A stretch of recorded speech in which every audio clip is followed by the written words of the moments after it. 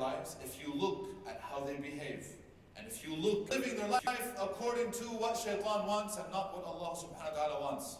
So now the question is, who are you worshipping? Worship is not just putting your head down on the floor to Allah subhanahu wa ta'ala. It's how you live your life. Are you living it according to what Allah says? Or are you living it according to what Shaytan says? Do you obey Shaytan's whispers? Or are you obeying Allah subhanahu wa ta'ala's recommendations in the clear Quran? Inshallah ta'ala, today the khutbah will be about how can we protect ourselves from Shaytan's whispers, from his influence. To minimize his influence. We have to realize that Shaytan, his goal is to make sure that you get to Jahannam just like he's going. He wants to be with you in Jahannam. And of course we, as human beings, we were not created for Jahannam.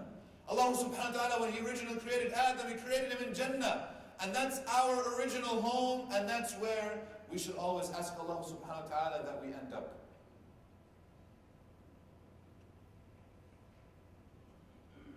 How do we protect ourselves from his whispers?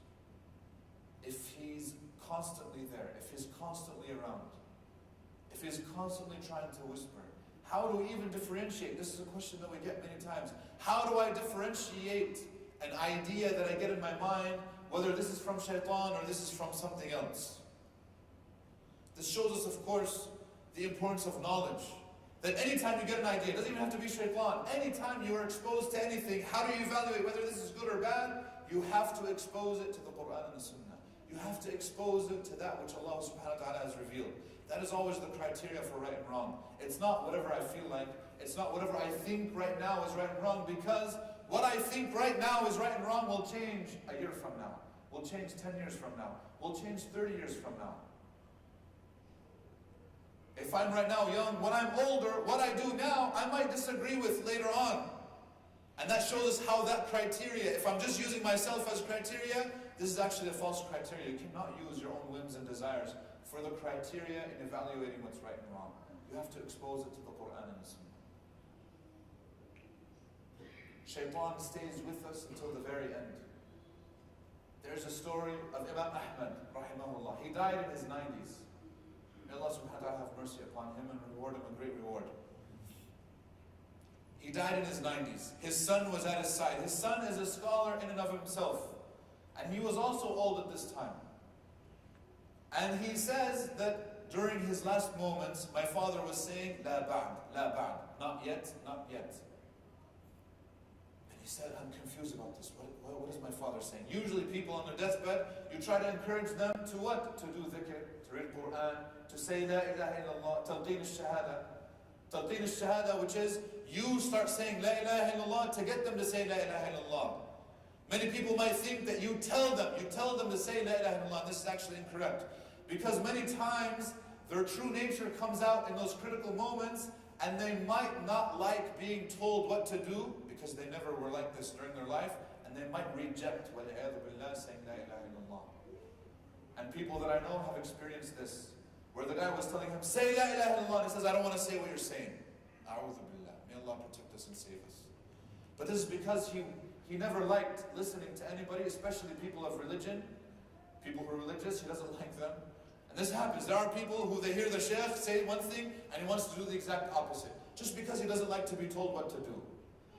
Instead, talqeen al-shahada means you start saying La ilaha illallah, that maybe he will remember and he'll start trying to imitate you. So it's not a command. You're just saying La ilaha illallah in his presence. Anyways, and all of this is because we know that if the person's last words are La ilaha illallah, he will enter Jannah. But of course, Allah subhanahu wa ta'ala will not help that person say it unless they were used to saying it during their life. If a person wasn't used to saying La ilaha illallah bistimrar, if he wasn't used to saying there is no God but Allah on a regular basis, how is he going to say it in the most critical moment of his life, which is the moment of death? There's no way that this can happen.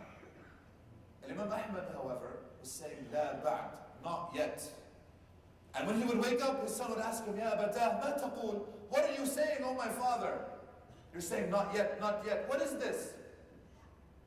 He said, oh my son, whenever I lose consciousness, Shaytan is coming to me. And I can hear his whispers. And he is telling me, Futtani ya Ahmed. You got away from me, Ahmed. You got away from me, Ahmed. And you know what Imam Ahmed was saying? He's saying, I'm not away from you yet. Not yet. I'm not away from you yet. I'm not dead yet. Meaning even now, I can still be misguided. I can still say a word and Allah subhanahu wa ta'ala caused me to die upon a bad word. I'm not done yet. Even though I only have minutes to live, the test is still going on. People think that once they reach the age of retirement, they're done with the test. And Imam Ahmed is telling you, even though you only have minutes to live, the test is still going, and right now it's the most critical part. And so he's saying, I'm not done yet, la ba'd. And he says, how? So his son is asking him, how are you saying not yet? And you only have minutes to go, perhaps maybe even an hour or a few to go. He says, oh my son, I am afraid of my sins. Look at what he's saying. He says, أَخَافُ ذُنُوبِي. I am afraid of my sins. His son, of course, is telling his father, I don't know what sins you're talking about. I know you as this knowledgeable person. Imam Ahmed is telling him, look, I have sins that only Allah knows about. And it's not the punishment of the sins that I'm afraid of. And this is key. And I hope, inshallah ta'ala, everybody will understand this. It's not the punishment of the sins that I'm afraid of. It's the effect that they have in these critical moments that I might revert back to those sins. And not actually reverting to what Allah subhanahu wa ta'ala recommends. Many times we think that the sins are only important when it comes to the hereafter or our book of deeds or weighing the scales, and that they have no effect really on our hearts and our relationship with Allah subhanahu wa ta'ala. Where in fact, and Ibn al-Qayyim comments on this conversation. Ibn al-Qayyim, he comments on this, and he says that one of the most, subhanAllah, hidden but strong effects of the sins is that in critical moments, our sins will come and disappoint us. And sometimes, in critical moments, moments when things are very critical and important and tough, your good deeds will come and save you. And that's the effect of good deeds. That they will come and they will help you out in those critical moments. But the effect of bad sins is that they will come in critical moments and also disappoint you. And Allah subhanahu wa ta'ala, we ask Him to always protect us, wallah. If this is how Shaytan stays with us until the very end, they said that, some of the scholars have said that Shaytan is the most disappointed when a person dies upon Iman, because he realizes, this is a guy who got away from me. But it's only until the person breathes his last breath that the person is truly safe from Shaytan. The question is, how can we protect ourselves right now in this life from Shaytan? We have mentioned many of these before. And so many of these will come as reminders.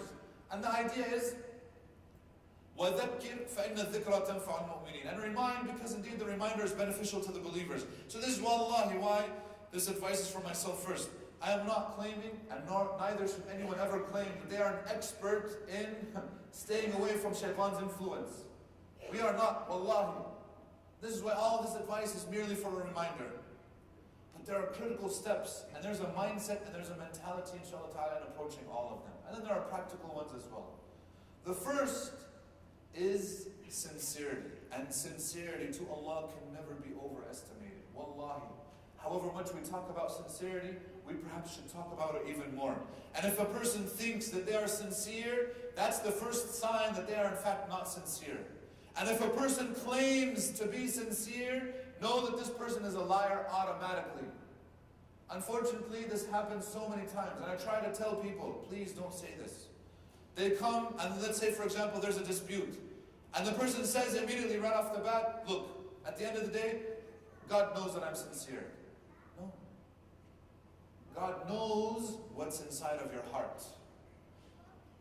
Because automatically now you're claiming sincerity. And claiming sincerity is wrong. Because a sincere person will never claim that. Because he's sincere.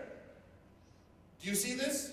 If a sincere person is claiming sincerity, that's not sincerity. If he's sincere, he will hide it. Because sincerity is between you and Allah. And nobody else should know about it. This is why Umar used to always accuse himself, radiallahu anhu, of being a hypocrite. Major Sahaba, in fact, one of the Tabi'in, he says, أدركت 30 من أصحاب محمد صلى الله عليه وسلم كلهم يظن في نفسه النفاق. I met 30 of the companions of the Prophet ﷺ, 30 of the major companions. Every single one of them accuses himself of being a hypocrite because he knows himself.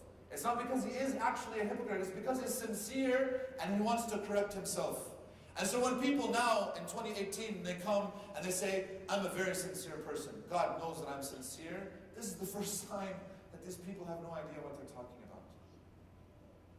Sincerity is between you and Allah. Sincerity, though, is the number one best protection you have against Shaytan.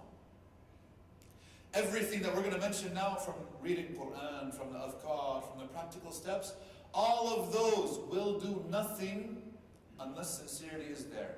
Meaning you can read Quran 24/7 to protect yourself from Shaytan, or from sihr, or from jinn, or from ayn, or from hasad, and it will do nothing because there is no sincerity. Ibn al-Qayyim, he says, we have witnessed this. He said the Quran, when a person recites it, to protect himself, as a protection between him and Shaytan and his whispers, or him and hasad, or him and sihr, whatever it is, the things that people are afraid of, these unseen things. He said the Quran is like a sword, but what use is the sword in the hand of a baby versus the hand of a strong man? He says a person without sincerity is like a baby. When you give him the sword, will the baby be able to even carry it? He won't even be able to carry it. He's never carried it before in his life. How is he going to cut down an enemy or defend himself with that sword when he can't even walk? Or let's say not even a baby, let's say a small child. How is the sword effective in the hands of a small child versus a strong man who's been practicing with that sword since the day he was able to walk?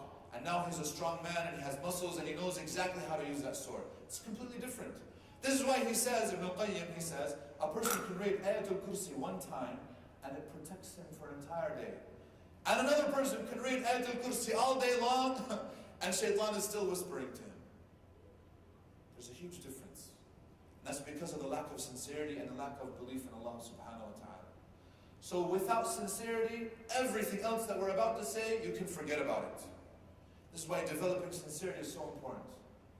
And we cannot develop sincerity until we do number two, which is تحقيق العبودية لله تعالى, establishing proper servitude to Allah subhanahu wa ta'ala, becoming a proper worshipper of Allah. What this means is that I understand the nature of the relationship that I have between me and Allah subhanahu wa ta'ala, that I am His slave and He is my master. He created me, whatever He says goes. If Allah subhanahu wa ta'ala wants something, nothing can block it. And if He doesn't want something, nobody can bring it about.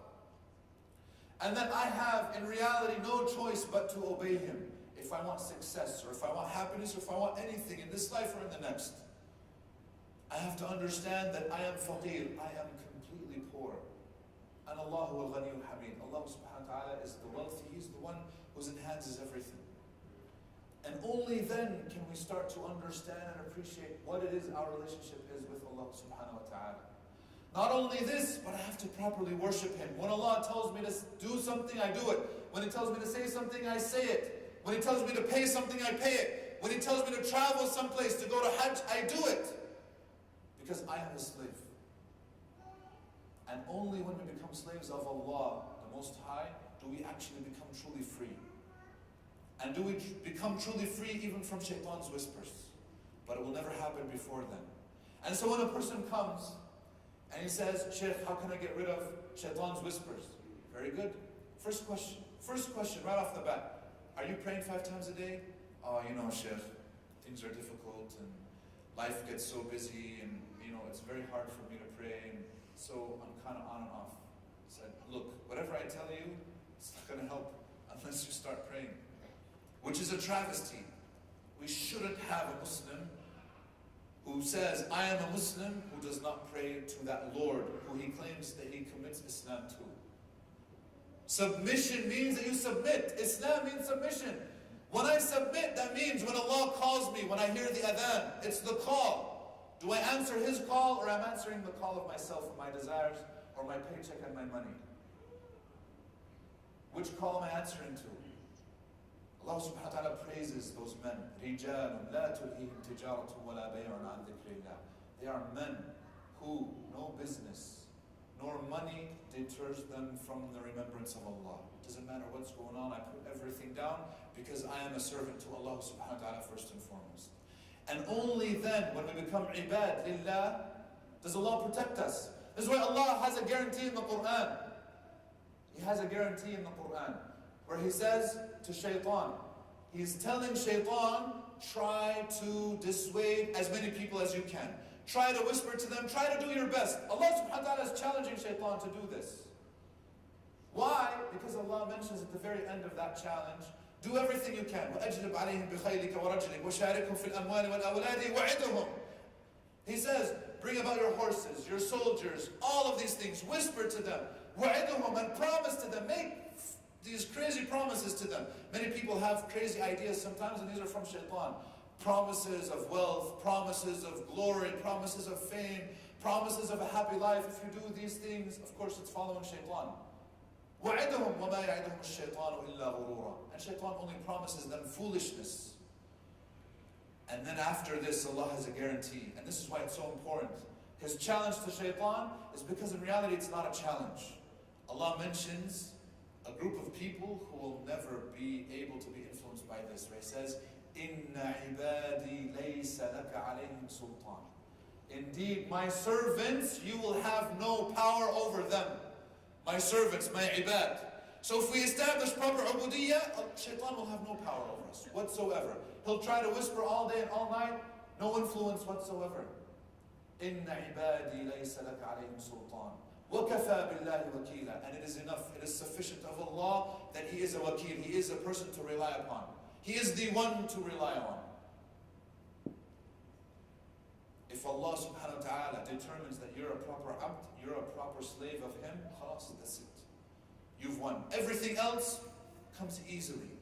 Because you'll be already doing these things anyways in your life, and you'll find out that these things are what actually protects you from Shaytan. We ask Allah subhanahu wa ta'ala that He grants us sincerity in everything that we do. We ask Allah subhanahu wa ta'ala that He makes us among His proper servants and proper slaves. We ask Allah subhanahu wa ta'ala that He helps us and guides us.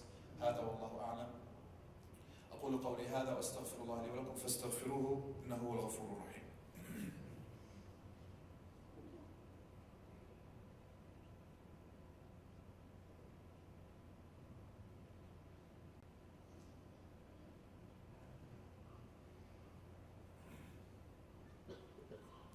الحمد لله رب العالمين وصلى الله وسلم وبارك على محمد وعلى آله وصحبه أجمعين أما بعد. There are many practical examples of the things that actually protect us from Shaytan after doing these things. And the reality is that if a person is a proper servant of Allah and a proper slave of Allah, he'll be doing or she'll be doing all of these things regardless.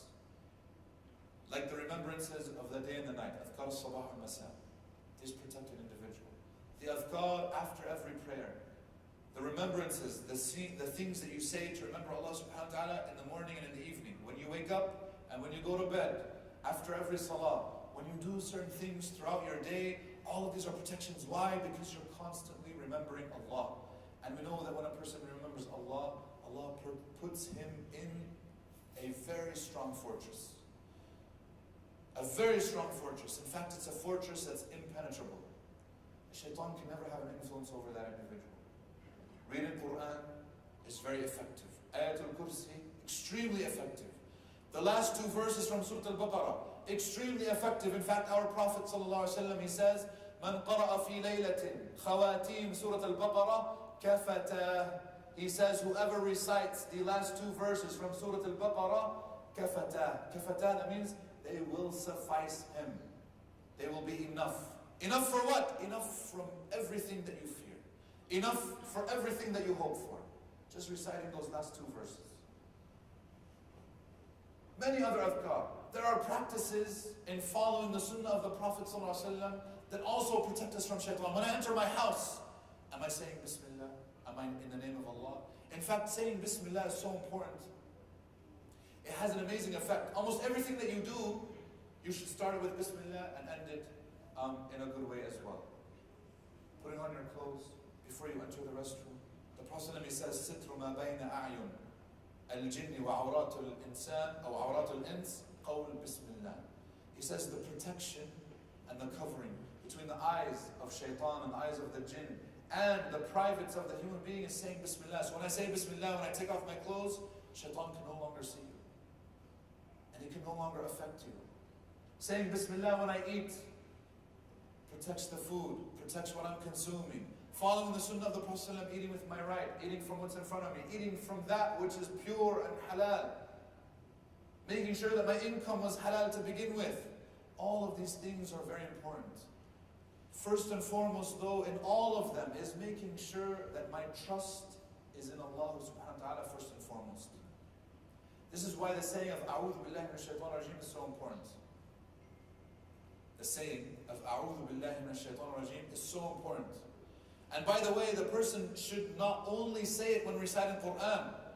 Allah subhanahu wa ta'ala tells His Prophet sallallahu alaihi wasallam, وَإِمَّا يَنزَغَنَّكَ مِنَ الشَّيْطَانِ نَزْغٌ فَاسْتَعِذْ بِاللَّهِ. And whenever any type of whisper comes to you from Shaytan, what should you do? فَاسْتَعِذْ بِاللَّهِ. Seek refuge in Allah. Immediately seek refuge in Allah. So we seek refuge in Allah all day long. You should, on a regular basis. A person came to Umar, radiallahu anhu, and he said, Ya Umar, I can't get these whispers out of my mind. Shaytan is whispering me constantly. I can't get them out of my mind. I try to fight those ideas. I try to fight those whispers. Umar said, you're fighting the wrong battle. What you're doing is wrong. And unfortunately, we have many people who suffer from the same thing today. What you're doing is wrong to begin with. Umar told him, if you were, and he makes an example for him. He says, if you were out in an open plain and you come across a shepherd with his herd of sheep, and he has a dog, and the dog comes over to bother you, and the dog is bothering you, you push him away. The dog comes back, you push him away. The dog comes back, you push him away. The dog comes back. You guys get the idea. He says if you keep on fighting with the dog, you're never going to end. The dog is going to keep on coming back. What should you do, or the smarter thing that you should do is talk to the shepherd. Hey shepherd, take your dog away from me. And then the shepherd will take the dog. End of story. And in this scenario, he's saying, if you're fighting Shaytan directly, Shaytan is like the dog. Rather, you should seek the owner of Shaytan, the creator of Shaytan, the Lord of Shaytan, and he'll take him away. That's why you say, A'udhu billahi minash shaitan rajim. You don't even deal with Shaytan directly. This is why one of the Sahaba, he fell off his animal, and he said, Ta'isa Shaytan. He said, cursed be Shaytan. And the Prophet ﷺ then corrected him. He says, don't curse Shaytan. Some people fall into this mistake, where they curse Shaytan directly. He says, don't curse Shaytan. Your fight is not with Shaytan. He says, بَلْ قُلْ بِسْمِ اللَّهِ. Because he says, فَإِذَا قُلْتَ تَعِسَ الشَّيْطَانِ تَعَاظَمَ الشَّيْطَانِ حَتَّى كَانَ كَالْبَيْتِ. He says, if you say, cursed is Shaytan, Shaytan will say, oh look, I did something, I influenced something, I'm good, I'm big. And he says he'll become bigger, he'll blow himself up, and he's like, look, I have all this power, I did such a great thing, until he's as big as a house. But he says, rather if you say what's proper, which is Bismillah. Because in the end, us and the believer shouldn't be cursing anything. We shouldn't. And so he says, if you say Bismillah, in the name of Allah, tasaghara Shaytan. Shaytan will become so small. Because he'll realize that this believer, his heart is completely entrusted with Allah. He's not even worried about Shaytan. He's worried about Allah subhanahu wa ta'ala and how good of terms he's with Allah. If I'm on good terms with Allah, I know that Allah will protect me. I'm not even worried about Shaytan. At that moment, I'm worried about Allah's anger upon me if I should disappoint Him. If you say Bismillah, and you continue to say Bismillah, he says, تَصَاغَرَ الشَّيْطَانُ حَتَّى كَانَ كَالذُّبَابِ. Shaytan will keep on getting smaller until he's like a small fly. Blow him away. And he's gone. And he has no influence. These are, inshallah ta'ala, just a few pieces of advice. There are many, many, many more, inshallah ta'ala, maybe later on or during the salawat throughout the week. We'll mention some specific things, and that inshallah ta'ala will continue to protect us from Shaytan's whispers, from Shaytan's influence, from anything that can happen to us from Shaytan. We ask Allah subhanahu wa ta'ala that He gives us refuge in Him from the evil Shaytan. We ask Allah subhanahu wa ta'ala that He always protects us from His whispers. We ask Allah subhanahu wa ta'ala that He makes us among His proper slaves, and that He guides us to that which makes us a proper slave. We ask Allah subhanahu wa ta'ala that He grants us sincerity in our speech, sincerity in our hearts, sincerity in our actions, and sincerity in everything that we do. عباد الله إن الله وملائكته يصلون على النبي يا أيها الذين آمنوا صلوا عليه وسلموا تسليما اللهم صل وسلم وبارك على محمد وعلى آل محمد كما صليت وسلمت وباركت على إبراهيم وعلى آل إبراهيم في العالمين إنك حميد مجيد. اللهم أعز الإسلام والمسلمين وأذل الشرك والمشركين أعداءك أعداء الدين. ربنا اغفر لنا ذنوبنا وإسرافنا في أمرنا وثبت أقدامنا وانصرنا على القوم الكافرين. اللهم لا تدع لنا ذنبا إلا غفرته ولا هما إلا فرجته ولا دينا إلا قضيته ولا حاجة من حوائج الدنيا والآخرة إلا قضيتها ويسرتها برحمتك يا أرحم الراحمين. اللهم أرنا الحق حقا وارزقنا اتباعه وأرنا الباطل باطلا وارزقنا اجتنابه. ربنا آتنا في الدنيا حسنة وفي الآخرة حسنة وقنا عذاب النار. وصلى اللهم وسلم وبارك على محمد وعلى آله وصحبه الأخيار وأقم الصلاة.